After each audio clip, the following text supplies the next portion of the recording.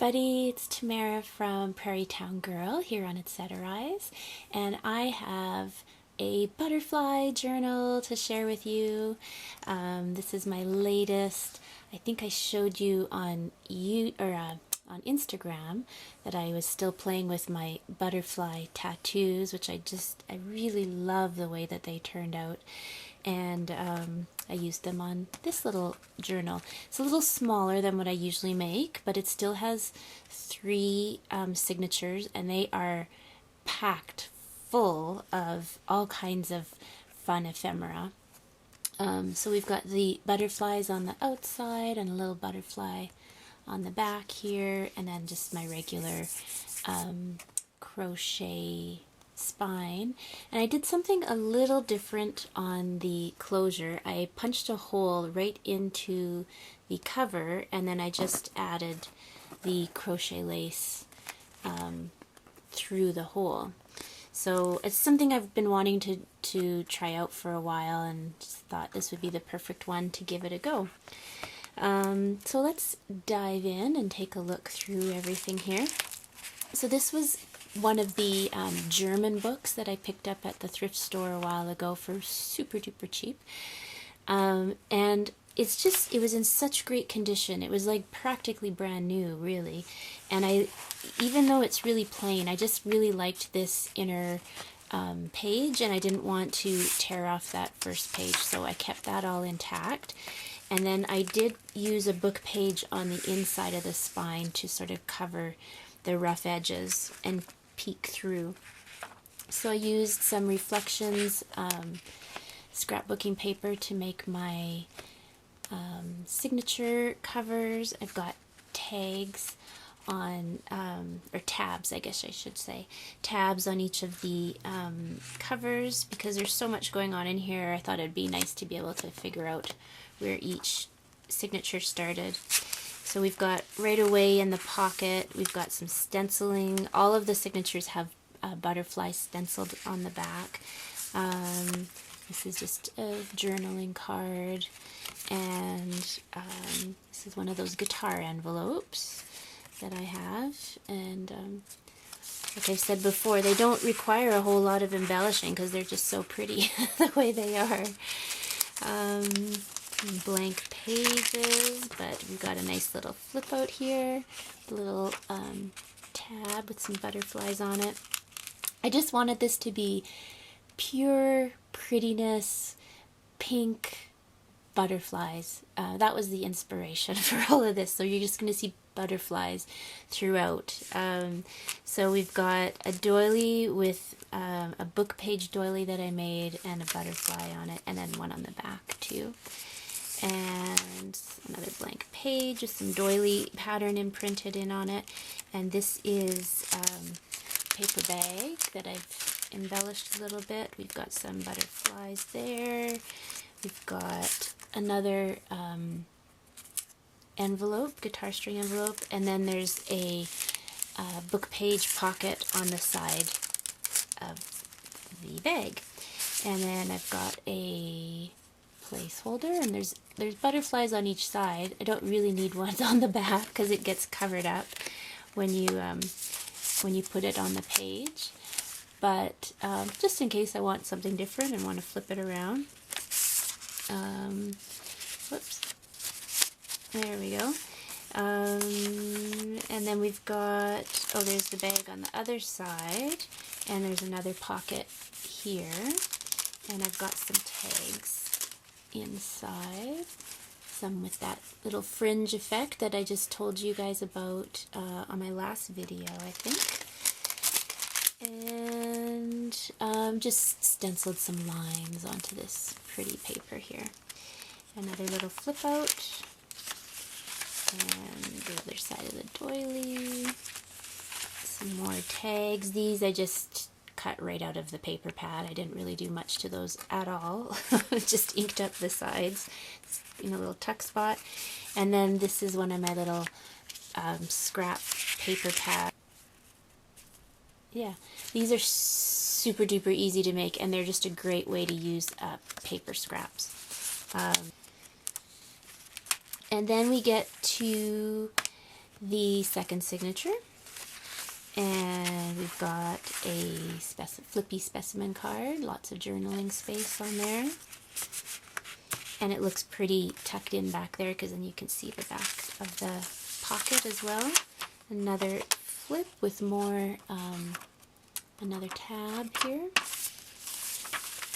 And this is, I was going to do a waterfall envelope, but in the end I just did two envelopes, one on each side, and then just made it a nice little spot to hide things away in. And that's just another flip.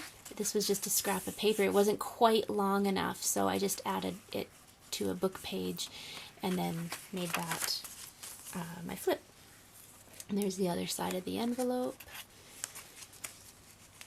More butterflies. And then a little tuck spot. And this is just another journaling card with some ledger paper on the back. And that's sewn in. I wanted to add a little bit of sewing to this one, and I did sew down all of these pockets as well. And there's another envelope.